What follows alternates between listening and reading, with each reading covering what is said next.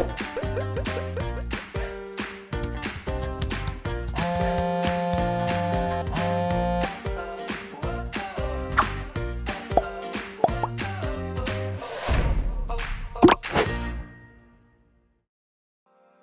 안녕하세요. 반갑습니다. 서울 성모병원TV 명의를 만나다 진행을 맡은 김현웅입니다. 대표적인 노인성 안질환, 바로 백내장이죠. 그런데 최근 백내장 발병 연령이 점점 낮아지면서 무려 40, 50대에서도 발병이 된다고 하니까 굉장히 무서운 질병이 아닌가 이런 생각이 듭니다. 백내장에 대한 경각심, 어느 때보다 그래서 필요하다는 생각이 드는데요. 오늘은 백내장 및 각막 이식에 대해서 이렇게 자세하게 알려드리겠습니다.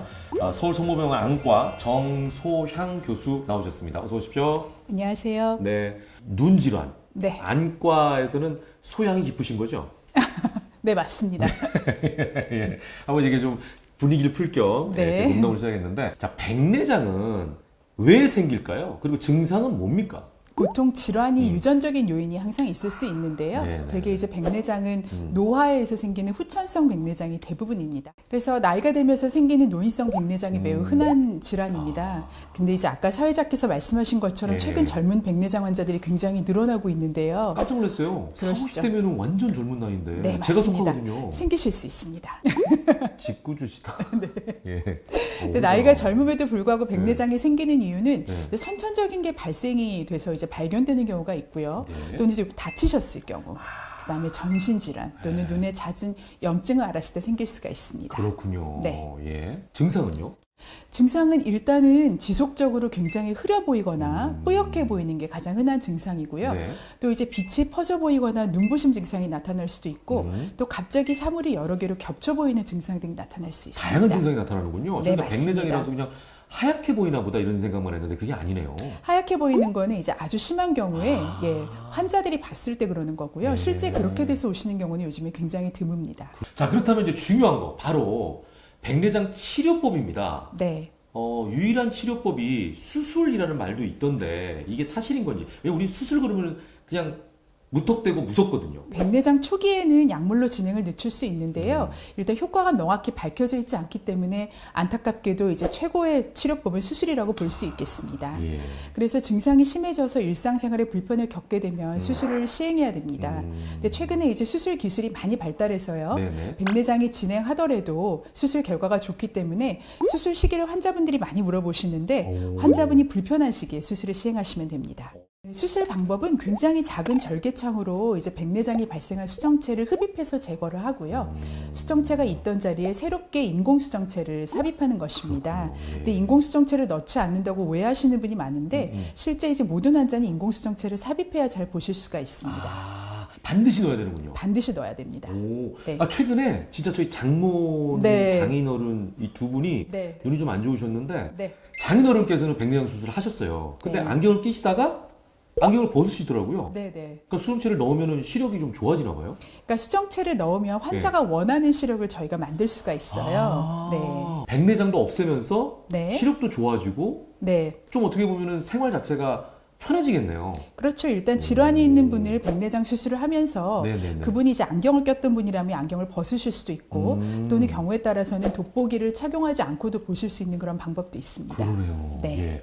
자, 그리고 백내장 수술은 아까 네. 이제 불편함을 하라고 하셨는데 네. 그 타이밍이란 게 있지 않나요? 그러니까 네. 내가 불편하면 하면 되는데 네. 또 어떤 타이밍은 너무 늦어서 못하는 경우도 생길 것 같고 해서 네. 타이밍을 좀 여쭤보고 싶어요. 그러니까 예전에는 백내장이 오래 진행되면 흑내장이 된다, 뭐 녹내장이 된다 말씀이 많이 있으셨는데요. 네네네. 요즘에는 사실은 굉장히 많이 진행되어 있더라도 워낙 기계가 좋아져서 웬만한 의사한테 수술 받으시면 수술 결과가 좋습니다. 그래서 일단은 몇 달에 한 번 정도 백내장이 있다고 진단을 받으시면 네네. 우선은 이제 너무 걱정하지 마시고 네. 주위 안과의료원의 진료를 받으시면서 네. 이제 백내장 진행 정도를 관찰하시고 또한 시력이 떨어지는 다른 동반 질환 유무도 함께 확인하시는 것이 좋겠습니다. 그러니까 백내장만 있으면 딱히 치료 시기는 별로 중요하지 않은데 네. 혹시 뭐 녹내장도 있고 또 다른 안 질환이 있잖아요. 네네. 그게 동반되고 있다면은 그러면은 그거는 위급한 거죠. 위급한 건 아닌데요. 네. 이제 과연 환자분이 시력이 떨어지는 이유가 다른 원인이 있을 수 있기 때문에 네. 그냥 백내장으로만 오인하실 수가 있어서 다른 질환을 가지고 있다면 먼저 치료를 함께 병행하시는 것이 좋겠습니다.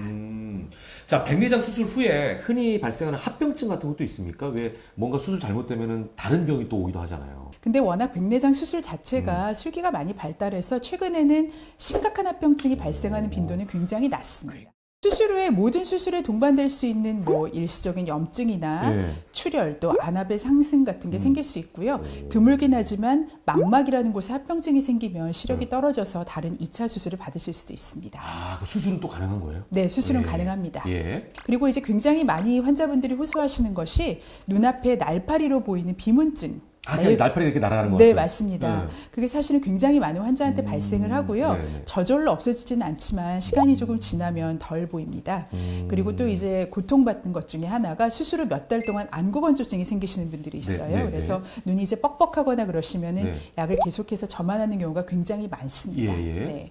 그리고 수술 후 3년까지 가장 흔하게 발생할 수 있는 백내장이 환자분들이 다시 뿌옇게 보인다고 말씀을 하시는데요. 예. 이제 그걸 저희가 후발 백내장이라고 얘기를 하는데요. 재발한 거예요? 재발의 의미는 아니고요. 예. 저희가 백내장 후에 넣는 인공수정체를 포함하고 있는 주머니 뒤쪽이 뿌얘지는 겁니다. 예. 그래서 이는 외래에서 간단하게 레이저 수술을 받으시면 해결하실 수가 오, 있습니다. 다행이다.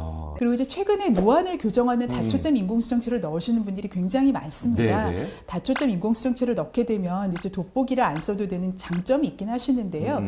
이 수정체의 특성상 물체가 좀 흔들려 보이거나 특히 야간에 운전할 때 빛번짐이나 눈부심 등의 증상이 이제 필연적으로 발생할 수가 있습니다. 네. 그래서 이제 굉장히 노안 교정 인공수정체에 대한 관심이 많으신데 그 수술 전에 본인의 생활 패턴이라던가 그런 것들을 확인해서 정확한 상담 후에 넣으시는 것이 좋겠습니다. 자, 백내장 수술 후에 그럼 관리는 어떻게 해야 됩니까? 일단 수술 후 안약을 한 달 정도 잘 넣으셔야 되고요. 네. 2주간은 세안할 때 눈에 직접 물이 닿지 않도록 주의하셔야 됩니다. 그리고 수술 후에 안구 보호를 위해서 낮에 안대를 하실 필요는 없는데요. 약 1, 2주간 저녁에는 보호 안대를 착용하고 주무시길 권고하고 있습니다. 자, 이렇게 해서 백내장이 어떤 질병인지 또 백내장이 왔을 때는 어떻게 해야 되는지 이런 이제 방법들 자세하게 여쭤봤는데요. 이어서 이번에는 각막 이식 수술에 대한 질문을 좀 드려보겠습니다. 각막 이식 수술, 이것도 수술인가요? 그렇습니다. 각막 이식 술. 네. 요거는 어떤 질환이 생겼을 때 하는 거예요? 그러니까 보통 이제 각막에 대해서 오해하시는 분이 많은데요. 네네. 각막은 우리가 이제 흔히 보통 환자분들은 까만 자로 생각을 하시면 되는데 실제는 굉장히 투명한 조직입니다. 아, 그래요? 네, 유리창 같은 투명한 조직인데요. 네. 여기에 뭔가 다치거나 네. 염증이나 이제 감염이 생기면 유리창이 뿌옇듯 혼탁이 발생하거든요. 그러면 이제 각막을 갈아주어야 환자가 볼 수 있고요. 그러니까 우리 유리창을 닦듯이. 닦는 걸로 해결이 되지 않기 때문에 그러니까 얘는 이제 유리창을 가는 그러니까 겁니다. 닦는 거 같은 느낌으로 얘는 갈아내야 되는 거네. 그렇진 않고요. 통째로 제거를 하고 새 거를 갖다가 이식을 하는 이것도 거죠. 그렇습니다. 야, 이거 종류가 여러 가지가 있다고 들었는데. 일단 이제 각막 자체가 보통 일반 분들이 보기에는 굉장히 얇지만 한 네. 550 마이크로미터니까 0.5mm 정도 되거든요. 0.5mm. 0.5mm 정도 됩니다. 그래서 0.5mm에 모두의 문제가 있다면 전체를 가는 각막 이식술을 시행을 하고요. 네. 그 다음에 실제 안쪽에 50 마이크론이니까 0.05mm 되는 그 부분만 문제가 됐다면 그것만 갈고 그러니까 0.5의 10분의 1이네. 네, 네. 그 다음에 앞쪽에만 문제가 있다면 앞쪽만 가는 이제 심부 앞 부분층 각막 이식술 이렇게 세 가지로 나눌 수 있겠습니다. 자, 그렇다면 이식을 받은 각막은 네. 영구적이지 않다는 얘기가 있는데 이건 사실입니까? 그렇죠. 왜냐하면 이게 장기이기 때문에요. 예, 장기로 기증받은 거기 때문에 이식 거부 반응이 발생할 수가 있습니다. 그래서 환자분들이 수명을 많이 물어보시는데요. 예. 이제 각막의 수명은 원래 환자분이 가지고 있던 각막의 이제 질환에 따라 달라집니다. 그래서 짧게는 3년 뒤에 다시 하셔야 되는 분도 있고요. 아, 그래요? 네, 질환에 따라서는 15년 정도 사용하시는 경우도 있습니다. 그럼 짧게는 3년, 길게는 15년. 네, 근데 이식된 각막의 수명이 닿으면 이제 각막이 부으면서 잘 안 보이게 되는데요. 네네네. 그런 경우에 다행스러운 거는 네. 재수술도 여러 번 시행할 수 있습니다. 어떻게 네. 관리하면 좋을까요? 그게 참 환자분의 관리가 부족해서 수명이 네. 적다기보다는요. 결국 환자분이 원래 가지고 있던 질환의 특성이 중요하거든요. 각막을 전체를 가는 게 아니고 네네. 한 8mm 정도, 한 3분의 2 정도밖에 갈 수가 없습니다. 네네. 그럼 주변에 자기 각막이 남아있기 때문에 그 특성에 따라 달라지는 거고요. 그래도 최대한 각막을 오래 쓰시려면 네. 이제 거부 반응 방지를 위해서 평생 안약 점안을 잘 하셔야 되고요. 특히 이제 재수술을 시행한 경우에는 경고로 면역 억제제도 어느 정도 복용하실 수가 있습니다. 네, 아유, 야, 너무 궁금했는데, 이게 네. 우리말에 몸이 천냥이면 눈은 900냥이다 이런 표현이 있잖아요. 네. 눈이 얼마나 중요합니까? 예. 그래서 여기에 대한 아주 세세한 정보 잘 들었습니다. 교수님 고맙습니다. 네, 감사합니다. 네. 자, 하루 종일 스마트폰을 붙잡고 있다 보면은 요즘처럼 눈을 혹사시키는 시절이 또 있었을까 싶을 정도인데요. 눈의 중요함 잊지 마시고 부디 눈 건강 관리 잘 하시길 바라겠습니다. 명의를 만나다 다음 시간에 저는 돌아오겠습니다. 시청해주신 여러분 고맙습니다.